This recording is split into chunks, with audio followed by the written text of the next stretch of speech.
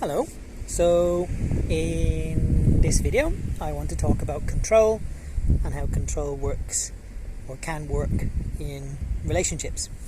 And by relationships I mean any relationships including family, friends, co-workers, basically any relationship that means anything to us.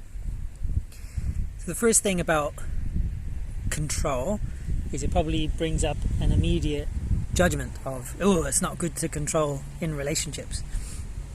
And I agree with that.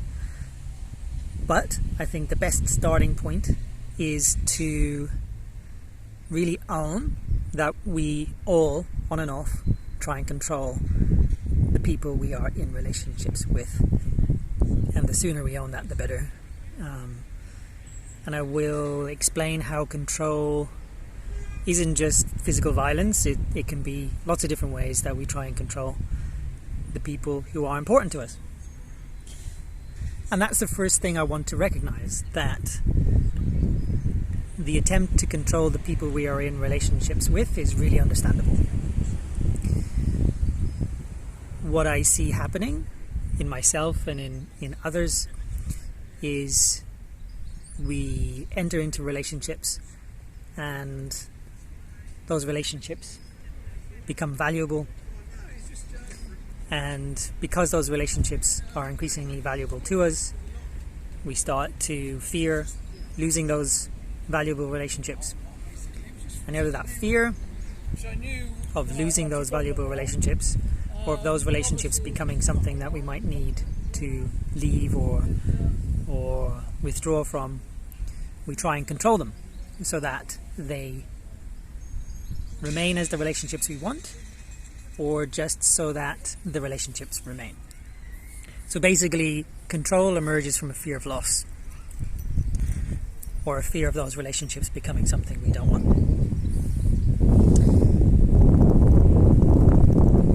So the first thing I would like to state clearly is that control naturally emerges from relationships that we value.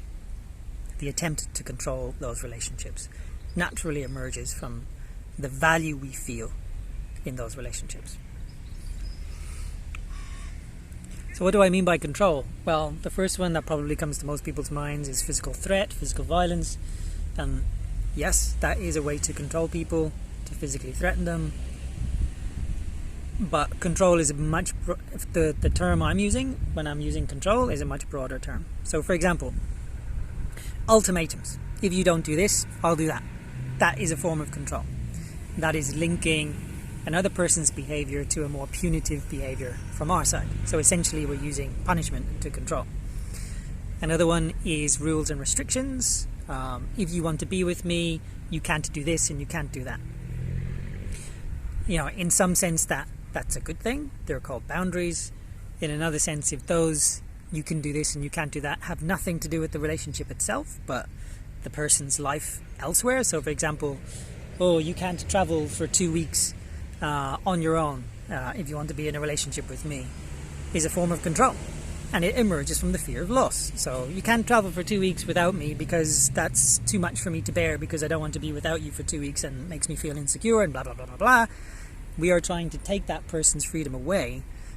We're trying to control them because we're scared of losing them.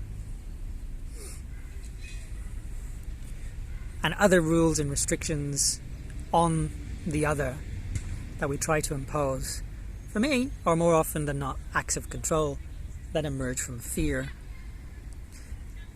And very often we use the narrative of boundaries, and boundaries are good, but sometimes we're using the narrative of boundaries to control.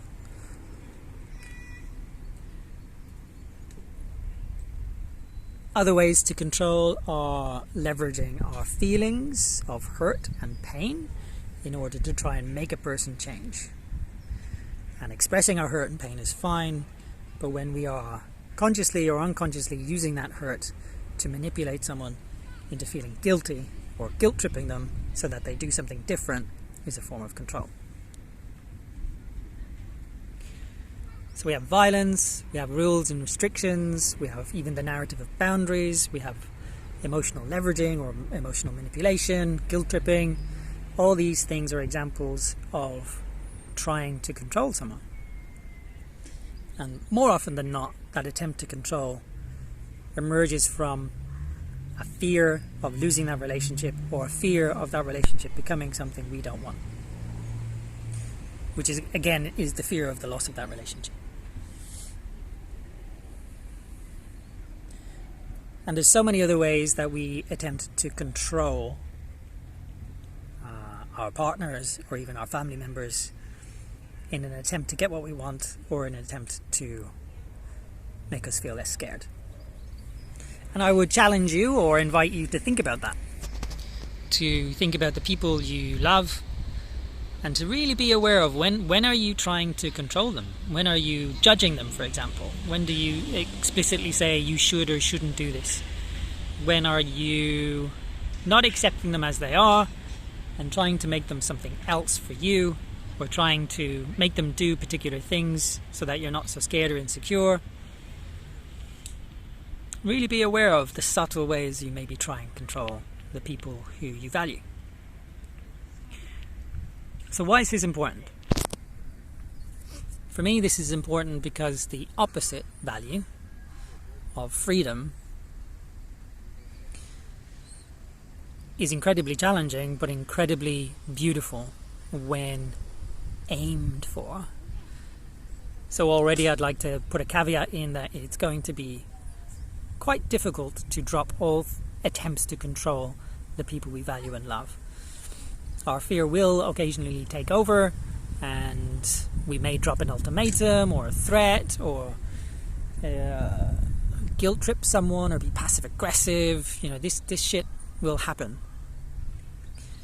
And at the same time, I think it's really good to embrace and try and live as much as possible the value of freedom in relation to the people we value and love.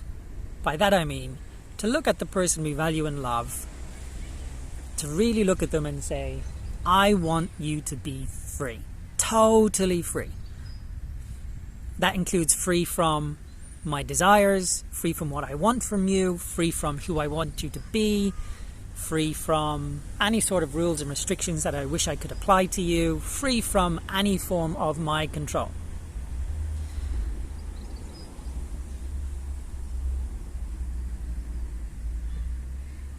I think it's a really beautiful thing, and I think it may be to offer that person that freedom to become and be whoever they are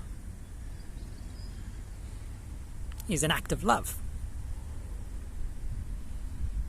I mean, it's at the heart of therapy, good therapy, where the therapist looks at the client and essentially says, I trust that who you really are will emerge from me accepting you as you really are right now without judgment, and through that acceptance and that love for you as you are, you will become who you really are, and you will become more and more of who you are, and that will, at least so the faith goes, that will be good, because who we really are is innately good and benevolent.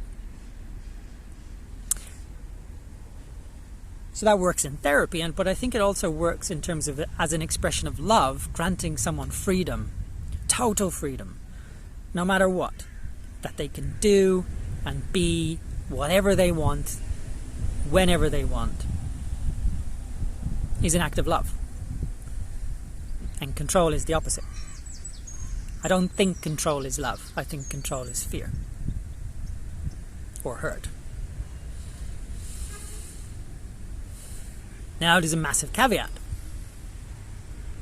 Just because we grant someone the freedom to be who they are and to do whatever they want, that doesn't mean we need to let them into our lives, because we can do and be whatever we want.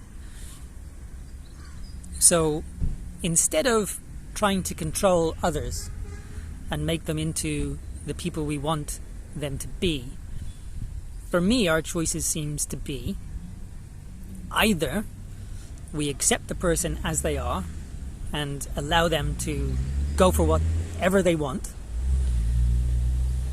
and continue to let that person be in our lives while we accept them as they are. Or, in the same vein, we accept them as they are and we grant them the freedom to do and be whatever they want, and we choose to not let them into our lives. But the middle ground of wanting someone to continue to be in our lives and try and change them and control them so that they are who we want them to be, so that we don't feel so scared or hurt, doesn't seem to work. And of course, the radical expression of this in terms of romantic relationships is to grant our partner the freedom to do and be whatever they want, not just with us, but with anybody else they meet in the world. And I think it's an open question about what it means to put rules and restrictions on relationships.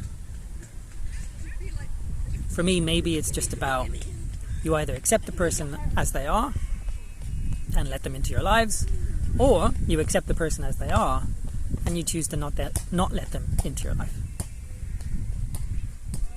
Trying to change others and control them is not love.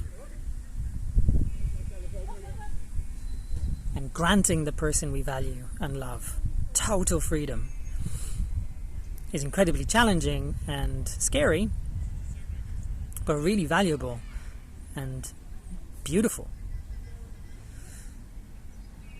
And sometimes with that opinion and that view that I've got, I feel like an outsider in this society, because I feel like control, containing the people we value, trying to keep them within a box of what makes us feel safe, is sadly a core principle of our culture.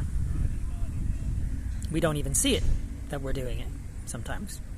We don't even see how far that is away from a love that grants the other person total freedom to become and be who they really are, and that's an act of love. But tell me what you think. What comes up for you when you hear how I talk about control and relationships and love?